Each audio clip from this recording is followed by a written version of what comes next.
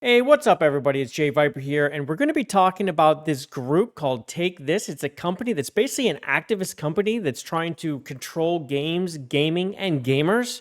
But they're running out of money and they're begging for it again. This isn't even the first time they've done it. They just got done begging for it recently. Let's get into what's going on, and let's also dig into who these people are and what do they even do. Before we hit it, just do me a huge favor, like, subscribe, and hit that notification bell. JayViper is awesome. He's so good looking. He's got the crowd in awe. So today we're going to be digging into an article from That Park Place and also Smash JT. Shout out to them. So this is it right here. There's an activist organization. They're called Take This. All right. You probably haven't heard of them, but if you've been to a convention center and you've seen that AFK room, that's them. Those are the people who run this organization or are part of this organization. All right. So they're looking for $80,000 from their followers to stay open because they're running out of money and they're going to close down. All right. They say if they don't get the money by the end of September, that they're done. It's over for them. They were brought to the public eye back in a blog in March when they were trying to get developers to denounce gamers for defending themselves from Sweet Baby Inc. So what this company likes to do is deflect and lie and all sorts of things to try to paint gamers as the bad guys, even though gamers are mostly just defending themselves and saying, hey, quit messing with gaming. We've all been there. We've all seen it. So this organization posted, they said, if you're reading this, you're probably hearing about what's now being called Gamergate 2. It's the latest target harassment campaign within the industry, and it's aimed at Sweet Baby Inc., a Montreal-based narrative development studio, because that's all Sweet Baby Inc. is, right? They're not up to anything nefarious at all, and everyone loves them, right? No! Let's continue. As previously covered, this is a lie. Of course, we know it is, and let's get into exactly what Gamergate 2 is and where it came from. Now, a lot of you have heard of Cabrutus and the Sweet Baby Inc. Detected. Now it's called DEI Detected. It's a curated list on Steam that Cabrutus basically curates, and he lists games who are either not recommended or recommended. Now, a lot of you already know this, so this is a quick refresher for anyone who's forgotten or doesn't remember how it started or doesn't know. So back then, when he was first making the list and it was starting to really pick up popularity, and it picked up popularity quick, people jumped on. They wanted a piece of this. They wanted this information. And guess who didn't like that information? Chris Kindred, part of Sweet Baby Inc.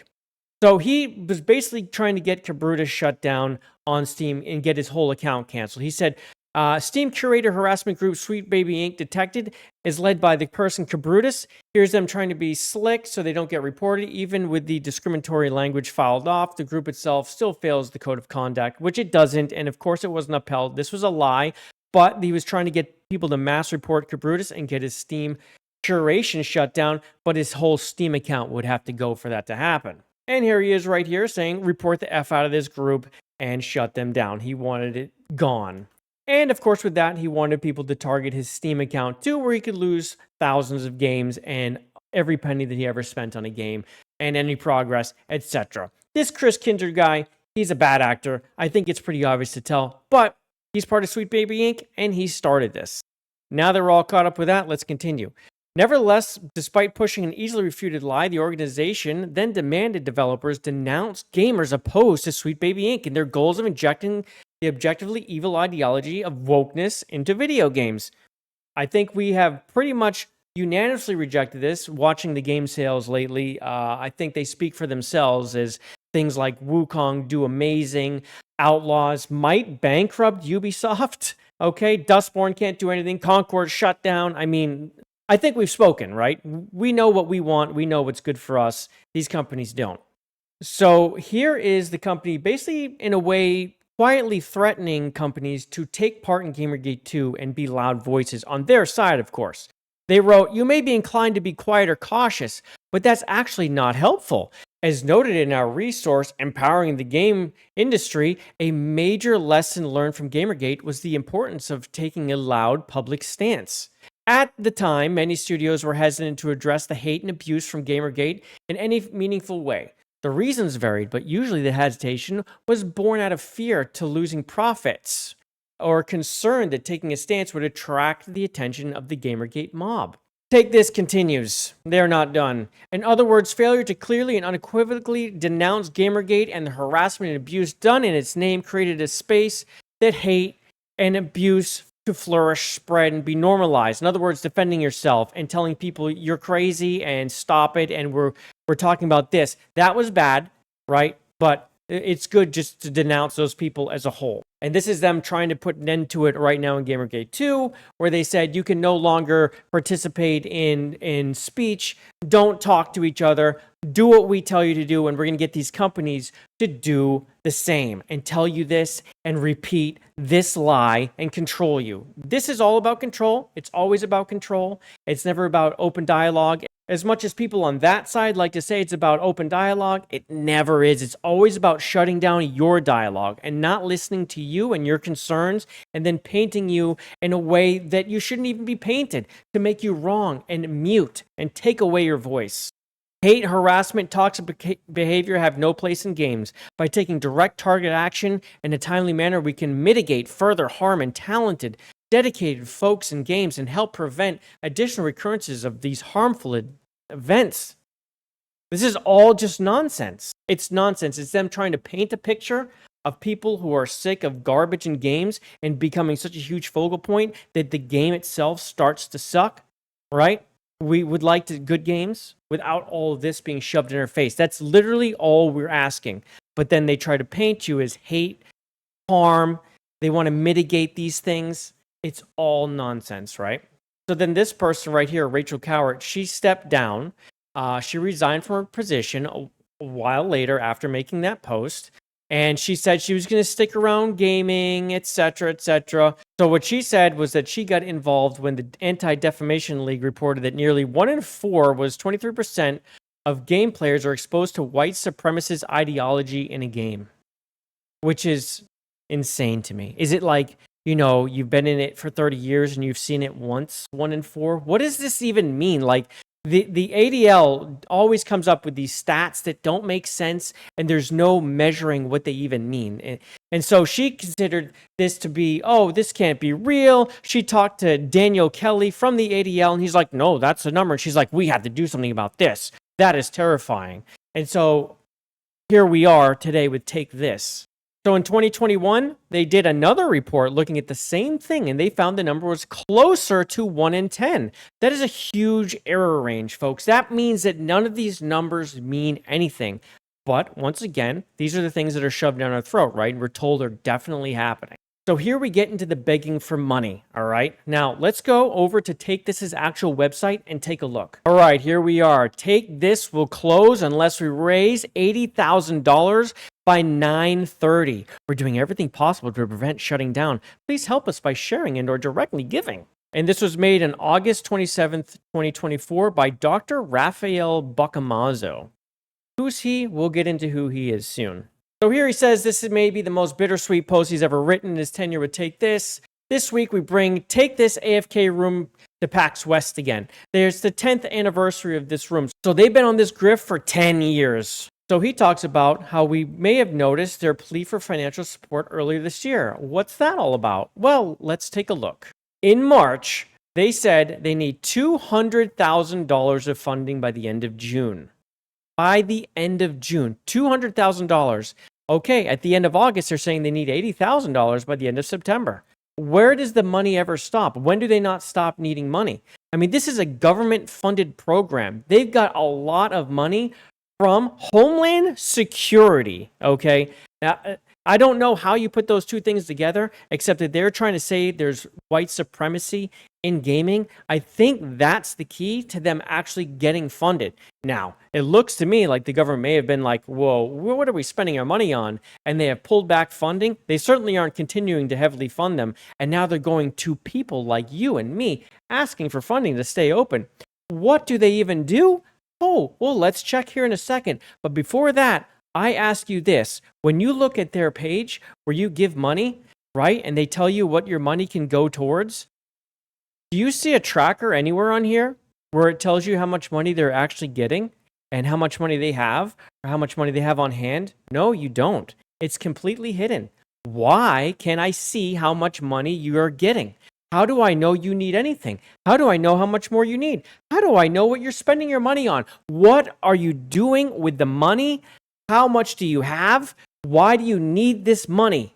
So looking in their programs and services, this is what they do. They do an AFK room, they have ambassadors, and they do consulting workshops called the Accelerate Program. The Accelerate Program is just an initiative fueling the next generation of games and mental health experts, supporting the professional development of creators, game developers, and researchers. Accelerate is building a critical mass of ethically trained, knowledgeable, early career professionals to advance the work of building a game industry focused on digital thriving, pro-social interaction, and safety by design. What does that even mean? Oh, the first cohort of 10 fellows has been selected. Season 1, Accelerate, begins September 16th. This is for 10 people. This is something they do for 10 people. You're funding them to get 10 people. What is that money for? What is it doing? Is it paying these 10 people to have a job to learn? What is it funding? What else do they do?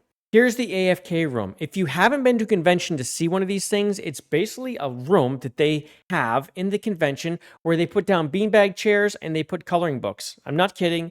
And this is for adults.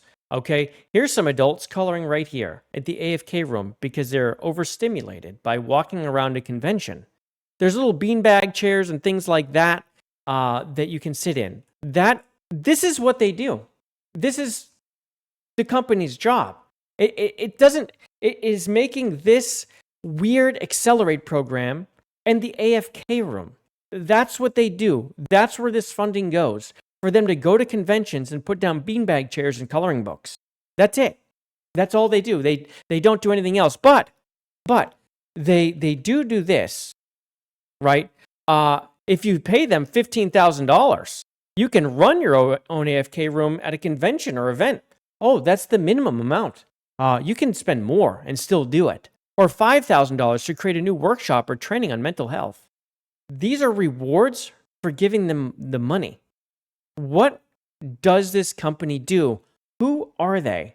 Let's go check out Smash JT and his website to take a quick peek. This right here is Eve Crevauchet. She's the executive director over there at Take This. And then there's this guy. We already saw him. That's Rafael Bocamazzo. So this dude is number 2 on the totem pole as far as I can tell. He's a doctor of psychology. He's the clinical director of Take This. They need a doctor on staff, a clinical director on staff for some reason. We also have Elizabeth Kilmer here, who's a researcher. We've got Annie Larkin, a they-them deputy director operations. We have Liz Favorito, an AFK marketing program manager. So she works on the AFK room and she manages it. I don't even understand what these people do. And then we've got Chanda over here. He is the treasurer. He works for Outer Loop Games. If anyone remembers Uber Entertainment, they came to Steam with Planetary Annihilation and tried to sell it for like $90. This guy was involved with that. And that is a company who basically attacked gamers who thought $90 was a lot. And they tried to excuse it as the fact it had been kickstarted. I don't remember if it was Kickstarter, but it was a similar site like that. These weren't good people. It came clear. And so this guy was a part of that company, and my antennas went up when I saw this guy was involved. So when you go through the people that are involved with Take This, this is how many people here are involved that I can tell. Here we go. We have Eve over here, the executive director, and of course, everyone's got pronouns. Every single person has to have pronouns because we can't tell by the picture for some reason, right?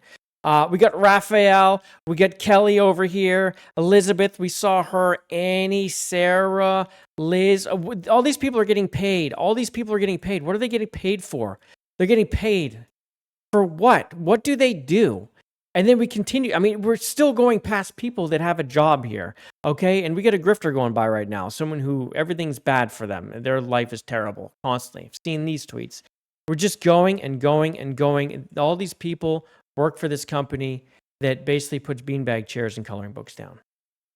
Yeah, there they are. That's the end of the list. So that's what's going on. This place is running out of money. They can't run out of money soon enough. Hopefully, they don't get some stupid grant from somewhere. Hopefully, the US government or whoever doesn't try to bail them out. But these people are tied with Sweet Baby Inc. and the like. Look at the people who work there. This is a grift, 100%. Look how much money they're pulling in, and they're asking you for money to put down beanbag chairs at conventions. That's what they do. Like, this company exists. Whoever made this company is a freaking genius. I mean, they found a way to get paid for 10 years by doing nothing of value at all except try to make gamers miserable and then putting a bullseye on people like you and me for not agreeing with them. Anyway, let me know in the comments below what you think about this whole situation. I know it's a lot of information to take in. I mean, I kind of want to go through the entire list of people that work over at Take This and piece them apart because I feel like you have a lot of information that can come from that.